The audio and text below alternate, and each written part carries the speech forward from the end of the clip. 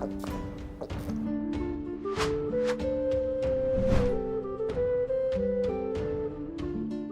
Moin, hallo und herzlich willkommen zu einem neuen Video hier auf meinem Kanal. Heute gibt es hier eine Runde Shakes and Fidget.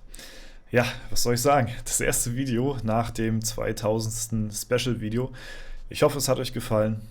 Ich habe es am Feedback gesehen, es hat euch gefallen. Ja, es ist unglaublich, wie krass das Video bei euch angekommen ist. Vielen, vielen herzlichen Dank für die so heftige Resonanz auf das Video. Wirklich danke, danke, danke.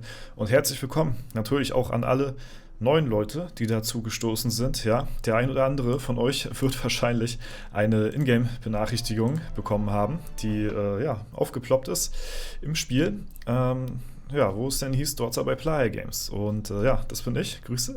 Ja, schönen guten Tag wünsche ich euch. Und das Video ist natürlich heute auch wieder vollgepackt mit sehr vielen Informationen, die ich für euch bereit habe. Aber ja, natürlich könnt ihr euch an alle neuen Leute hier sehr gerne auf dem Kanal auch breit machen, umschauen. Ne? Wir haben hier zum Beispiel auch mit dem Thorsten auch vor einiger Zeit noch ein Interview geführt. Ansonsten gibt es hier, denke ich mal, viel zu entdecken für den ein oder anderen von euch. Ja, ja, das Video empfehle ich euch zum Beispiel auch sehr. Das haben wir auch mit Sergio zusammen gedreht. Ja, das ist jetzt vor 3 Wochen auch sehr wichtiges Thema. Ja, deswegen schaut euch auf jeden Fall um. Und falls ihr so die wichtigsten Videos ja, erreichen bzw. sehen wollt, weil bei 2000 geht natürlich das eine oder andere so ein bisschen unter, habe ich hier so eine spezielle Playlist erstellt mit den besten Tipps und Tricks für Neueinsteiger oder ja, für Neulinge generell in dem Spiel. Deswegen könnt ihr natürlich auch sehr gerne mal die Playlist hier durchschnökern. Ja, deswegen wir gucken uns auf jeden Fall mal ja, die Kommentare an, beziehungsweise ja, hatte ich ja auch gesagt, dass wir nochmal für jeden hier, beziehungsweise der ja einen Kommentar geschrieben hat, nochmal eine kleine Auslosung machen. Und genau, deswegen gehen wir da mal rein. Und deswegen vielen lieben Dank, wirklich, es ist mega heftig angekommen. Wir kopieren uns mal die URL und ja, werden mal den Gewinner picken, würde ich sagen. Ja, die Duplikate werden wieder rausgefiltert, sodass nur die einzelnen User gezählt werden. Und dann, ja, würde ich mal sagen, 3, 2, 1. Yannick hat hier 2491. Glückwunsch zur 2000. Folge. Ich verfolge dich nun schon extrem lange. Ich weiß noch, dass ich gerade im Urlaub war, als du die 1000. Folge herausgebracht hast, auf weitere 1000 Folgen. Lieber Yannick, herzlichen Glückwunsch an dich. Bitte melde dich bei mir über Discord oder Instagram. Beide Links findest du unten in der Videobeschreibung. Dann machen wir nochmal eine kleine Überprüfung, dass du es auch wirklich bist, und dann lasse ich dir sehr gerne die Paysafe-Card zukommen. GZ auf jeden Fall an der Stelle. Natürlich werden wir auch regelmäßig in Zukunft weitere Giveaways auf dem Kanal hier machen. Das ist auf jeden Fall so bei uns üblich, monatlich. Und ja, ich habe einige Informationen für euch. Und zwar hatte ich ja auch in dem Kommentar unter dem Video geschrieben gehabt, dass ja, wir auch noch ein komplettes Interview hochladen mit Thorsten zusammen, was ihr quasi auch im Video gesehen habt. Aber dort sind nur einzelne Passagen reingecuttet worden, weil es halt eben sonst den roten Faden des Videos ein bisschen unterbrochen hätte. Das Interview alleine geht nochmal eine halbe Stunde. Und das wird am Freitag erscheinen, um 15 Uhr hier auf YouTube. Wer das nicht verpassen will, sehr gerne ein kostenloses Abo dalassen, würde mich sehr freuen. Dann kriegt ihr das auf jeden Fall mit. Da sind nochmal sehr viel mehr ja, nützliche und informative ja, Fragen und Antworten drin enthalten, die definitiv auch nochmal einen Mehrwert für euch speziell ja, enthalten. Aber wie gesagt, wir konnten leider nicht alles mit in das Main-Video nehmen. Deswegen macht ein zweites Video mehr Sinn. Das kommt, wie gesagt, am Freitag. Ja. Und ja, wir haben auch, ja, das wollte ich euch auch noch mal zeigen, ihr habt es wahrscheinlich gesehen, ich habe mich unglaublich über den Support von Player Games gefreut. Für mich komplett surreal, sich ja, hier selbst in-game so zu sehen, eine Benachrichtigung zu bekommen und da, ja, ich weiß zwar nicht, warum die dieses Bild genommen haben, aber diese Duckface-Fresse hier zu sehen, auf jeden Fall. Ja, also ist wirklich schon eine riesen Ehre. Deswegen vielen lieben Dank auch auf jeden Fall nochmal für die ganze Gastfreundschaft dort vor Ort. und den extrem, extrem heftigen Support von Shakes and Fidget hier an der Stelle, muss man nochmal sagen. Hat hier nochmal auf Instagram und Facebook haben die auch nochmal einen kleinen Beitrag geteilt gehabt mit dem Video dazu, und deswegen Dankeschön auf jeden Fall an der Stelle. Das ist wirklich alles andere als selbstverständlich, und ich hoffe mal, ihr konntet da jetzt so einen kleinen Einblick auf jeden Fall gewinnen. Ne?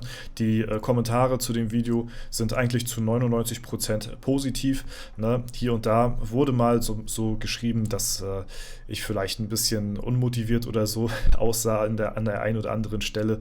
Aber da muss man natürlich auch dazu sagen, wir waren den Tag vorher wirklich sehr, sehr aufgeregt gewesen, und ich habe die Nacht davor wirklich nur 1 Stunde geschlafen, und dann haben wir morgens um 9, 10 angefangen und waren erst abends um 8, 9 fertig wieder. Ne? Also wir hatten einen Drehtag von über 10 Stunden irgendwie. Und das auf 1 Stunde, man hat wirklich nur funktioniert, die ganze Zeit nur funktioniert. Und das war, ja, da dann konzentriert zu bleiben, das war wirklich nicht so einfach. Ich war den Tag wirklich komplett fertig. Ich glaube, das hat man in der Endszene auch vom Video gesehen. Wir waren komplett durch gewesen, aber man hat da quasi wirklich nur so funktioniert. Und die ersten Eindrücke haben wir uns von dem Studio den Tag davor schon eingeholt gehabt, weil wir natürlich auch die Location kennenlernen mussten und gucken, wo wir was abfilmen und so. Deswegen kannten wir schon alles einen Tag vorher. Und der Rundgang ist quasi dann den Tag danach entstanden, dann, wo uns Thorsten dann nochmal so umhergeführt hat. Ne? Aber ansonsten, ja, wie gesagt, sind die Kommentare durchweg positiv von euch. Euer Feedback ist durchweg positiv. Ich hatte euch ja gebeten gehabt, wirklich ehrliches Feedback mir zu geben. Und wenn ihr irgendwo Kritik auszusetzen habt, dann dass ihr das auch wirklich so ehrlich in die Kommentare schreibt, und das habt ihr wirklich gemacht, und deswegen da bin ich euch sehr, sehr doll für dankbar, dass ihr uns da so wertvolles Feedback auch mitgegeben habt. Das hilft uns auch dabei, uns in Zukunft dann auch bei zukünftigen Projekten dann zu verbessern, und deswegen das auf jeden Fall dazu. Dann wollte ich nur noch mal ganz kurz darauf hinweisen, in der Discord-Taverne wird heute das Shakes and Fidget Magazine 1 Jahr alt. Die haben das erste Anniversary, ja, und da könnt ihr sehr gerne vorbeischauen auf dem SF Official beziehungsweise auf dem SF Tavern Discord. Ja, da kommt heute die Einjahresedition raus, und ich habe da sogar auch einen Artikel vor einiger Zeit zu geschrieben. Das heißt, wenn ihr da durchscrollen solltet, auf den Seiten, ich bin da auch dabei und habe da einen kleinen Artikel auch verfasst. Der Resist to Exist hat mich da angeschrieben, ob ich da nicht auch ein bisschen was verfassen will, und deswegen, ja, herzliche Glückwünsche auf jeden Fall auch. Das wollte ich euch in dem Video auch nochmal aufzeigen. Ja, da könnt ihr sehr gerne vorbeischauen. Und dann natürlich die neuesten News, ihr habt sie wahrscheinlich schon gelesen, die Producer Notes, die rausgekommen sind, mit neuen Informationen zu den zukünftigen Serverfusionen. Es stehen zukünftige Versionen bzw. neue Fusionen an. Und zwar auf W50, ja, bevorstehende Fusion.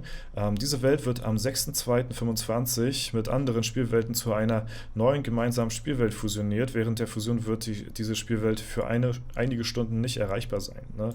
Ich weiß gar nicht, ob hier schon der neue Fusionsserver vorab schon am Start ist. Ja, tatsächlich schon.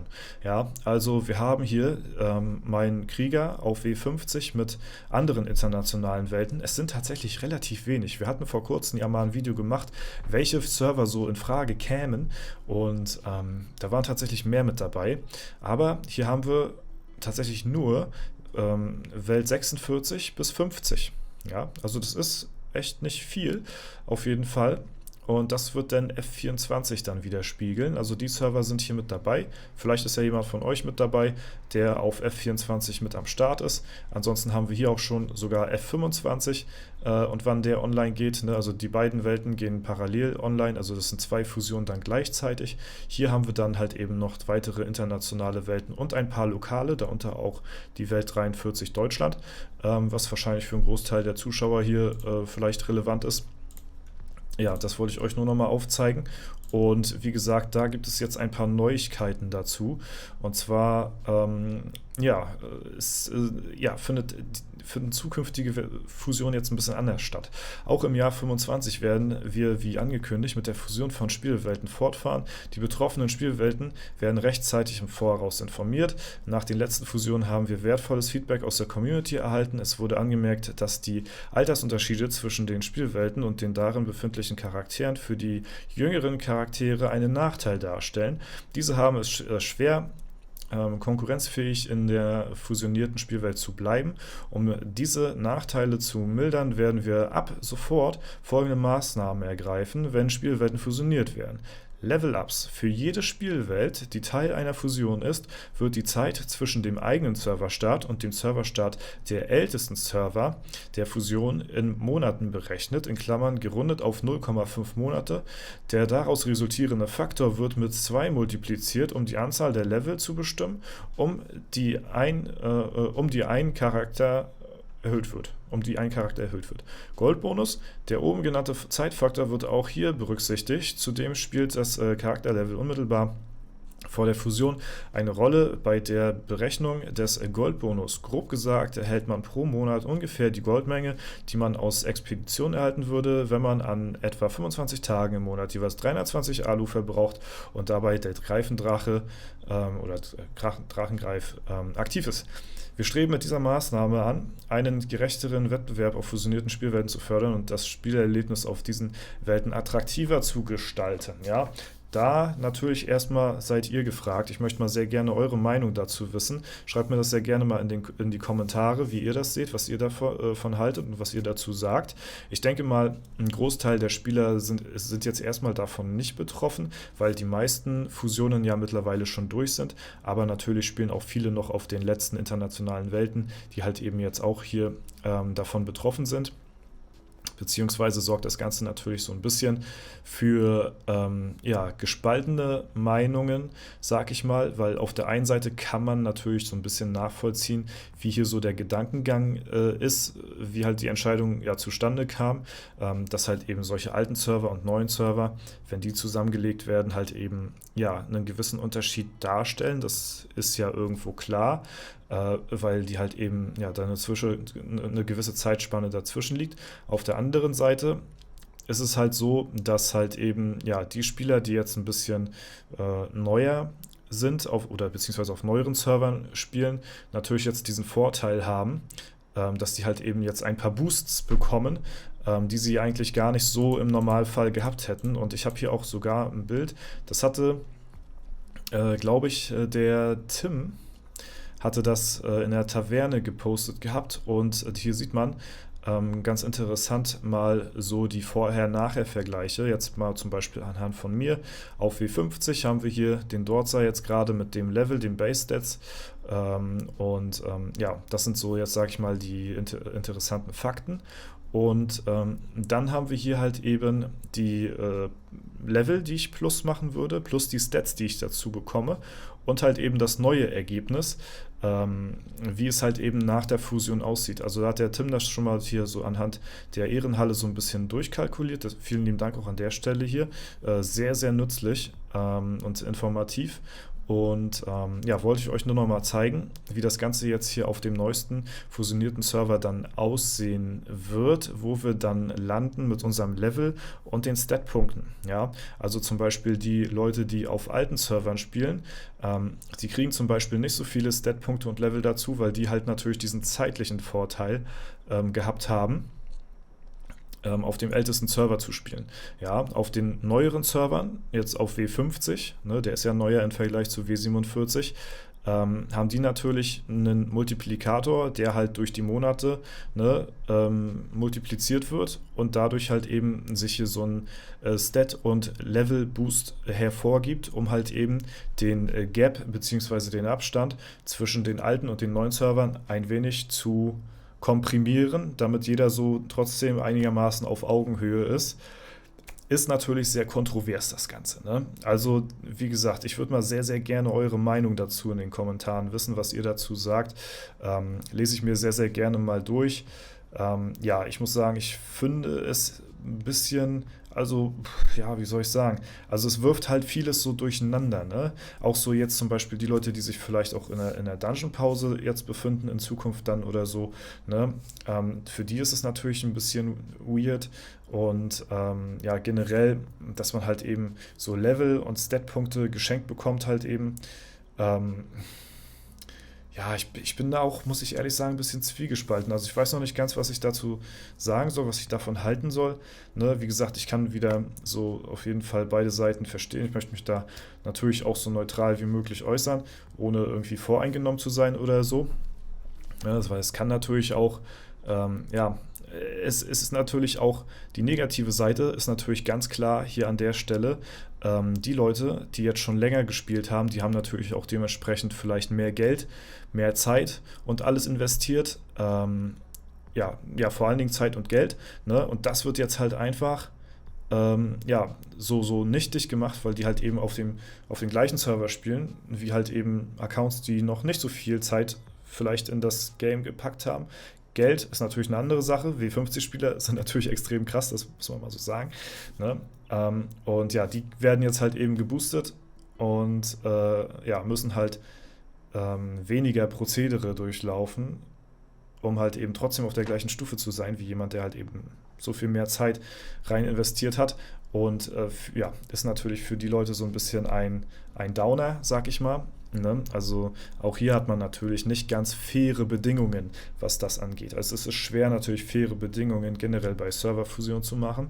Aber ja, das ist jetzt nochmal ein neues System, worüber man definitiv diskutieren sollte. Ja, deswegen lasst es mich sehr gerne wissen. Ansonsten hoffe ich, dass das Video für euch heute mal wieder ja, informativ war, einen kleinen Mehrwert geboten hat. Falls es der Fall sein sollte, lasst gerne eine Bewertung und einen Kommentar dazu da.